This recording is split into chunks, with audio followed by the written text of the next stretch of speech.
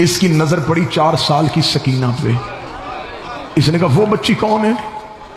उन्होंने कहा जब हमने हुसैन कत्ल किया ना तो ये हुसैन के सीने पे सर रख के बैठी थी।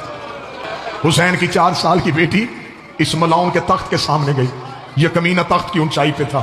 इसने तख्त की ऊंचाई से आवाज देकर कहा मन अंते, कौन है तू? बीबी की आवाज नहीं आई, रस्सियां यूं बंधी हुई।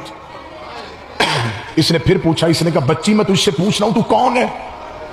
सकीना नहीं बोली। तीसरी बार बोलने से पहले इसने शिमर से कहा, इसने कहा इस बच्ची को किस पे मान है? मैं बुलाता हूं ये बोल क्यों नहीं रही?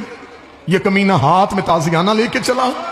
अभी चौथे कदम पे सजाद की आवाज है, खबरदार करीब ना जाना, मेरी छोटी फातिमा है। ये कमीना देखा हमारा हाकम बुला रहा, तेरी बहन बोल क्यों नहीं रही? अब अल्लाह जाने तू हाय कहेगा या नहीं कहेगा। सजाद रोक दो, कमीना मेरी बहन बोल रही है, गले की रस्सी इतनी तंग है।